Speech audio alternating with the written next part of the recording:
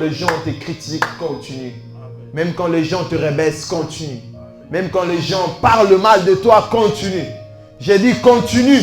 Tu dois continuer. Parce que Jésus a besoin de toi. Jésus veut opérer des miracles au travers de toi. Jésus veut changer des vies au travers de toi. Tu dois continuer. Même quand les gens ne croient pas en toi, continue. Parce que Dieu croit en toi. Tu n'as pas besoin que les gens croient en toi. Tu n'as pas besoin que les gens t'applaudissent. Tu as besoin simplement de l'approbation de Dieu. L'approbation de Dieu vaut plus que de l'or. L'approbation de Dieu vaut plus que de l'argent. L'approbation de Dieu vaut plus que tout. Alors attache-toi à Dieu. Accroche-toi à Dieu. Même quand ça dure. Même quand ça met du temps. Persévère. Continue avec Dieu. Aujourd'hui, nous allons beaucoup prier. Nous allons prier.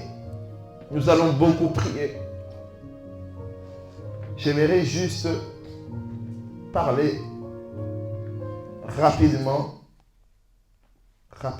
sur un verset biblique. Matthieu chapitre 8, verset 7 jusqu'au verset 10. Je lis au nom de Jésus. Amen. Matthieu chapitre 8, le verset 7. Jésus lui dit, j'irai et le guérir. Les centeniers répondit, Seigneur, je ne suis pas digne que tu entres sous mon toit, mais dis seulement un mot et mon serviteur sera guéri. Car moi qui suis soumis à des supérieurs, j'ai des soldats sous mes ordres. Et j'ai dit à l'un, va et il va. À l'autre, viens et il vient. Et à mon serviteur, fais cela, il est fait. M'arrête au 9e. Au 10e. Après l'avoir entendu, Jésus fit dans l'étonnement et il dit à ceux qui les suivaient, je vous le dis en vérité, même en Israël, je n'ai pas trouvé une aussi grande foi comme lui. La parole du Seigneur. Amen. Amen. Amen. Nous pouvons nous asseoir. J'aimerais juste que nous puissions être vraiment attentifs à la parole de Dieu. Ces centeniers, la Bible dit que cet homme, il est venu jusqu'à Jésus, le Maître. Et lorsque il est venu exposer sa situation à Jésus, je vais exhorter aujourd'hui, amen. J'exhorte, parce qu'on va prier ensuite après. Et lorsqu'il est venu exposer sa situation à Jésus, la Bible dit que Jésus lui dit, j'irai et je les guérirai. Amen. La première phrase, j'irai. Deuxième phrase, je le guérirai. Donc d'abord, il va, ensuite, il guérit. Amen. Mais Jésus, lorsqu'il dit ça, les centeniers, il dit non, Seigneur, je ne suis pas digne que tu rentres chez moi. Dis seulement un mot. J'aimerais dire à une personne qui m'entend, un seul mot peut changer toute une vie. Amen. Un seul mot peut guérir de malades. Amen. Un seul mot peut changer ta situation. Même si au travail, on t'a chassé. On t'a dit, pars. Mais à cause d'un seul mot de Dieu, on peut te dire, reviens. Ça veut dire qu'un seul mot peut changer toute chose. La même bouche qui vient annoncer la mort, c'est la même bouche qui vient annoncer la vie. Amen. Le serviteur de Dieu vient, il dit, prépare tout. Range tout ce que tu dois ranger. Parce que même une semaine, tu ne pourras pas. Tu mourras. Lorsqu'il annonce ça, lorsqu'Élisée annonce ça à l'homme de Dieu, qui était à l'époque un roi, amen, il lui dit, range tout, tu vas mourir. Et cet homme, il est rentré vers Dieu. Il a dit, Seigneur, souviens-toi. souviens-toi. J'aimerais exhorter un serviteur aujourd'hui. Je bénis Dieu parce qu'on n'est qu'entre serviteurs ici. Écoute, serviteur de Dieu, à chaque fois que tu te rencontres dans une difficulté, rappelle Dieu. Dis Seigneur, souviens-toi. Amen, amen, amen, amen. C'est une prière puissante. C'est une prière efficace. C'est une prière qui a de l'impact. C'est une prière tout de suite. Dieu exauce. Amen. S'il y a une prière à laquelle Dieu exauce de suite, c'est la prière de se souvenir. J'exhorte, je prie que Dieu se souvienne d'un serviteur de Dieu aujourd'hui. Non, tu n'as pas entendu ce que j'ai dit. J'ai dit que Dieu se souvienne de toi. Oui, les gens t'ont abandonné. Les gens ne croient plus en toi. Je t'exhorte à prier Dieu, que Dieu se souvienne de toi. Je préfère que les gens m'oublient, mais que Dieu ne m'oublie pas. Oui, que les gens me critiquent, mais Dieu ne me critique pas. Parce que Dieu ne critique pas. Dieu est amour. Dieu ne voit pas de laquelle manière tu es habillé.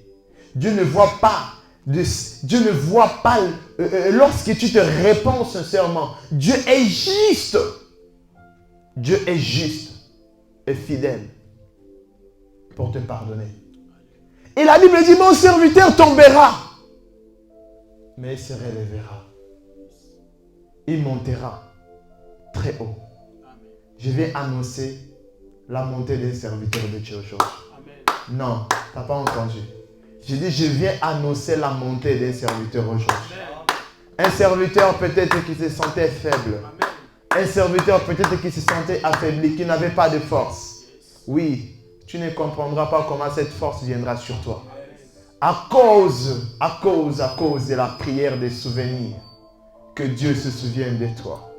Je prie que parce que tu es venu à l'église ce matin, que Dieu se souvienne de toi. Oui, au moins une seule chose que tu as fait, que Dieu se souvienne de toi. Ah, ton amen est faible. Je dis que Dieu se souvienne d'un serviteur de MIP. Amen. Alléluia. Amen. Et la Bible dit que mon serviteur est malade, mais tu n'as pas besoin de venir chez moi. Je sais que tu es le Seigneur. Je sais que quand tu rentres, tu transformes. Je sais que quand tu rentres, tu guéris des malades. Mais tu n'as pas besoin de venir parce que je ne suis pas digne que tu rentres sur mon toit. Mais dis seulement un mot. Je crois au mot de Dieu. Je crois à un seul mot de Dieu. Il n'a jamais vu Jésus. Pour la première fois, il voit Jésus. Mais il dit que tu n'as pas besoin de rentrer. Dis seulement un mot. Et lui là-bas, chez moi, il sera guéri. Est-ce que quelqu'un comprend? Amen. Une parole puissante. Jésus dit, je n'ai jamais vu de toute ma vie une telle foi. Serviteur de Dieu, il y a des gens qui ont une foi terrible. Amen. Non. J'ai dit, il y a des gens qui ont une foi terrible. Amen. Et je prie que ce soit ton cas. Amen. Tu dois avoir une foi. Une foi qui transforme les situations. Yes.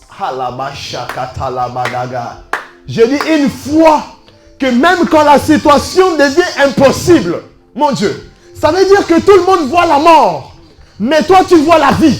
Amen. Tout le monde voit que non, c'est fini pour lui, mais toi tu vois la continuité. Amen. Oh mon Dieu, mon roi, je dis qu'à partir d'aujourd'hui, tu ne verras plus le chèque dans ta vie. Amen. Parce que la foi que tu auras, c'est plus que la foi de ces centeniers. Ces centeniers a dit, tu dis seulement un mot, mais toi tu ne diras non. Tu n'as même pas besoin de dire un mot, moi je crois. Oh, Rebo Shakata. Tu dois croire en Dieu. Même qu'il dit un mot, même s'il ne dit pas un mot, il est capable de le faire. Parce qu'il y a des hommes qui prient, il y a un Dieu qui exauce. Tu dois croire, tu dois croire, tu dois croire, tu dois croire. J'ai dit, tu dois croire, tu dois croire. Même si ta fille est jusqu'à mourir, même si ton fils est presque à la mort, tu dois dire, je vois la vie. Même si la personne est malade, malade à mort. Mais tu dis que non, il y a encore de l'espoir à ceux qui croient en Dieu. Tant qu'il y a des hommes qui vivent, tant qu'il y a des hommes qui prient, il y a encore des hommes qui peuvent recevoir une guérison de la part de Dieu. Oui, nous sommes une génération qui croit que notre Dieu n'est pas un escroc. Notre Dieu n'est pas un Dieu qui a les oreilles qui n'entendent pas. Notre Dieu n'est pas un Dieu qui a une main courte pour bénir. Mon Dieu, le Dieu que nous servons n'est pas un Dieu de Baal, n'est pas un Dieu quelconque, est un Dieu qui a les oreilles et entend, est un Dieu qui a la bouche et parle, est un Dieu qui a les mains et bénit, est un Dieu qui a les mains et guérit, est un Dieu qui transforme. Oh Makalaba Shakata. Lorsque je suis en train de prêcher, je vois Dieu changer ta situation. Amen. Lorsque je suis en train de prêcher, je vois des gens changer leur langage par rapport à ta situation. Amen. Lorsque je suis en train de prêcher, je vois Dieu guérir une personne qui est malade chez toi. Amen. Une personne qui est malade dans ta famille. Amen. Oh, j'aimerais dire, tu as simplement besoin de croire. Amen. Même si ton père est malade, il est guéri maintenant. Amen. Même si ta mère est malade, elle est guérie maintenant. Amen. Le Dieu de guérison est le Dieu de notre ministère. Amen. Le Dieu de guérison est le Dieu qui transforme les vies. Nous croyons que Dieu est en train de guérir notre frère dans ce ministère. Je crois que Dieu est en train de guérir Joshua. Je crois que Dieu est en train de guérir toute personne qui a le cœur abattu. Oh Rabakalaba Shakata. Je viens exhorter un serviteur à ne pas délaisser. Je viens exhorter un serviteur à y croire. Crois encore. Je dis crois encore. N'abandonne pas de croire. La foi de cet homme a tellement touché le cœur de Jésus qui a fait même Jésus parler. J'aimerais dire Jésus fera ta pub. Jésus se met à faire la pub de cet homme. Il dit, je n'ai jamais vu un homme une telle foi ici en Israël. J'aimerais dire à quelqu'un, serviteur de Dieu, on dira à Dijon, je n'ai jamais vu une telle foi comme celle de cet homme. Amen. Pourquoi? Parce que la foi de cet homme, c'est même quand les situations sont compliquées, amen, lui il voit la résolution. Amen. Mais comment c'est possible? Il y a des gens qui sont malades à l'hôpital. Mais il dit que je vois ces gens malades à l'hôpital sortir. Amen. Oh my God. J'aimerais dire continue de prier. N'arrête pas de prier, serviteur de Dieu. Amen. Oui, tu te lèves à 4 heures pour prier, prie encore. Tu te lèves à 5 heures pour prier, continue. Tu te lèves le matin pour prier, continue. Parce que Dieu n'a pas fini avec toi. Amen. Dieu n'a pas fini avec toi. Dieu n'a pas fini avec toi. Amen. Dieu veut continuer. Et il a besoin de serviteurs disponibles. Dis avec moi, je suis disponible. Non, non, non, je suis disponible. Mais voici ton serviteur, écoute. Envoie-moi. Envoie-moi. Qu'ainsi soit dans ta vie dans le nom de Jésus. Amen.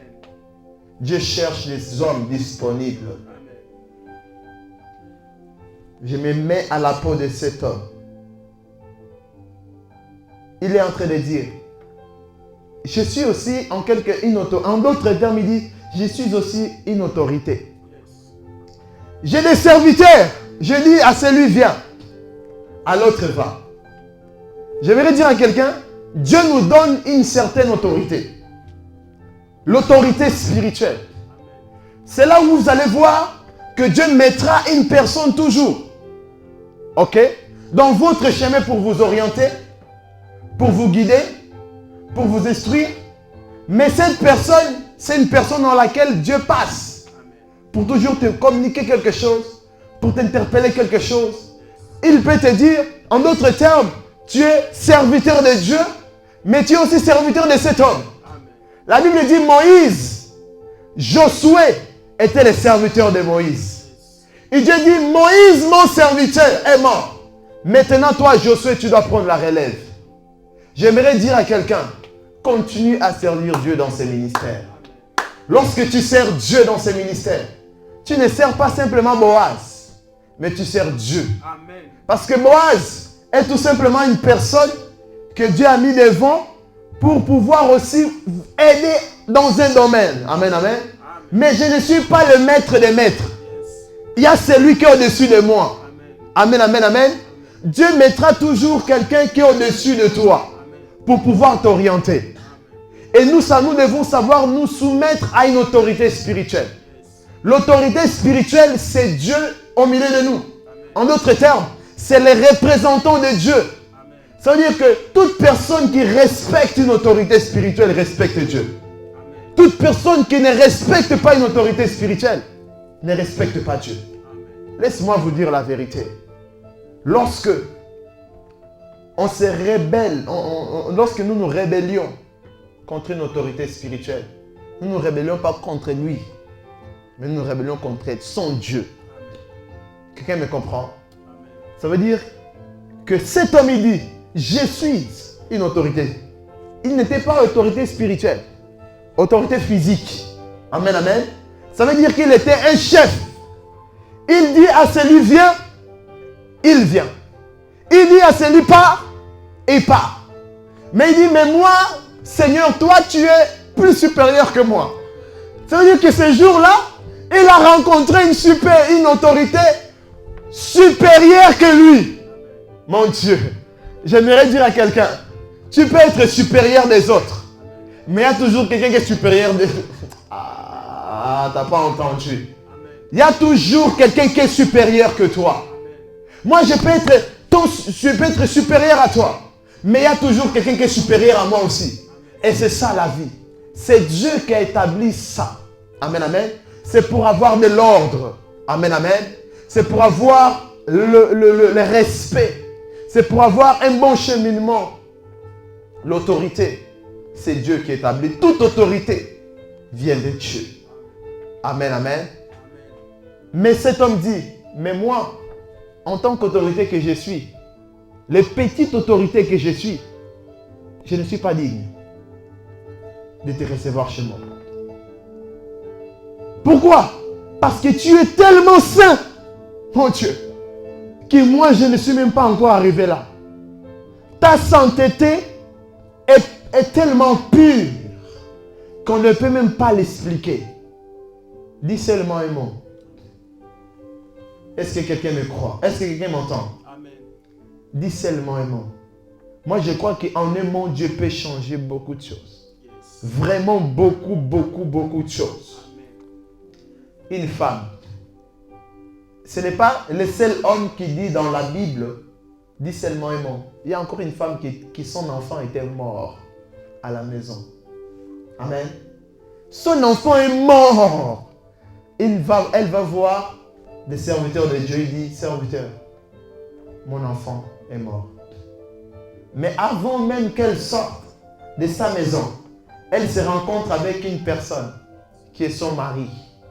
Elle se rencontre avec son mari. Elle sort en courant. Mais son mari, elle pose la question, qu'est-ce qu'il y a? Parce qu'elle était un peu en panique. Elle dit que non, tout va bien. Même dans la panique, il faut que les gens voient que tout va bien dans ta vie. Aïe. J'aimerais dire, même si tu es dans une panique, même si tu es en train de traverser une situation bouleversante, oh, garde la foi. Cet homme dit que tout va bien. J'aimerais dire, ne confesse pas le mal. Le problème, c'est que nous confessons le mal. Mais cette femme n'a pas confessé le mal, n'a pas confessé la mort. Si elle disait que non, tout ne va pas bien, mon enfant est mort, en d'autres termes, elle est en train d'accepter la situation. N'accepte pas la situation dans laquelle tu vis. Amen.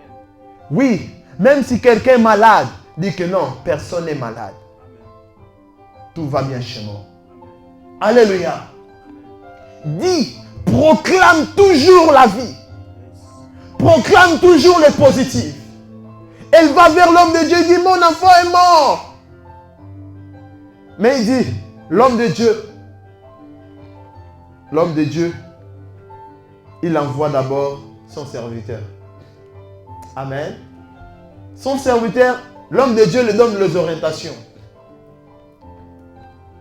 Il dit, va, tu prieras pour lui, tu feras ceci, ceci. Il est parti, il a suivi selon l'ordre, selon l'orientation. De qui? De son supérieur, de son autorité spirituelle. Il est parti, il a fait ainsi, mais il n'y a pas eu de résultat. Par là, j'aimerais dire à quelqu'un qui m'entend, il y a des moments, même ton autorité spirituelle peut te dire, va prier pour une personne. Tu vas, tu pries et la personne n'est pas guérie. Est-ce que je peux parler à quelqu'un? Tu te dis, mais attends, je suis parti avec le Dieu de mon Père. J'ai prié, mais il n'y a rien eu. Est-ce que c'est normal? Ça peut arriver. Amen, amen, amen. Ça ne veut pas dire que Dieu n'est pas avec toi. Dieu est avec toi. Mais ce que Dieu veut, c'est que ta foi soit grande aussi. C'est que quand on te donne pour expérimenter une nouvelle dimension, tu dois croire en toi. Tu dois te croire capable. On ne donne pas de responsabilités à une personne qui n'a pas la capacité. Dieu ne nous a pas donné des talents en vain. Je vais expliquer. Il a donné, la Bible dit, 5 à 1. Il a donné 3, si je ne me trompe pas, à 1. Et il a donné 1 aux dernières. Amen, amen. Et maintenant, il les a donné, les talents, et ils sont partis pour les multiplier. Ok? Celui qui en avait 5, qu'est-ce qu'il a fait? Il a multiplié un autre 5. On n'est que dans le début. Vous allez voir beaucoup de changements dans votre famille. Non, si cette parole, c'était la tienne, je vois que tu allais les recevoir. J'ai dit, tu vas voir les changements dans ta famille. J'ai dit, tu vas voir les changements de Dieu dans ta famille. La Bible dit, tu seras sauvé, toi et... Pourquoi est-ce que ta famille n'est pas encore sauvée? Si ta famille est sauvée, pourquoi est-ce que ta famille n'est pas avec nous? Amen, amen, amen. La première des choses qu'un serviteur doit gagner, ce n'est pas d'abord le monde. Donne-moi un amen pour que je te prêche. Non, non, donne-moi un amen pour que je te prêche. La première des choses qu'un serviteur de Dieu doit gagner, ce n'est pas d'abord le monde. C'est sa famille. Et avec moi, c'est ma famille d'abord. Parce que le Seigneur dit quoi? La Bible dit, tu seras sauvé toi et ta famille. On voit toi, après on voit ta famille, et c'est alors après qu'on voit le monde. Comment est-ce que tu veux gagner la maison des autres si tu n'as pas encore gagné ta maison? Ta maison, tu ne l'as pas gagnée. Comment est-ce que tu vas gagner la maison des autres?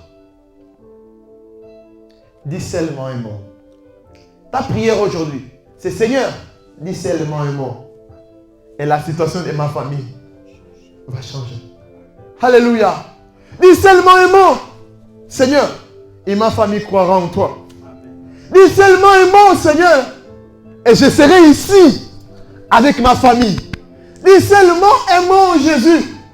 Oh, je crois. Est-ce que tu le crois? Amen. Non, non, non. Moi, je dis, moi, je crois que tu peux être avec ta famille ici. Est-ce que tu le crois? Amen. Tu dois croire et tu dois prier et tu dois gagner ta famille. Amen. Nuit et jour. Tu dois te battre pour ta famille. Homme, serviteur surtout. Dieu t'a donné cette responsabilité. C'est toi qui es le chef de la famille. C'est toi qui es le père de la famille. C'est toi qui es l'autorité spirituelle. C'est toi qui dis, va, viens. Est-ce que quelqu'un comprend?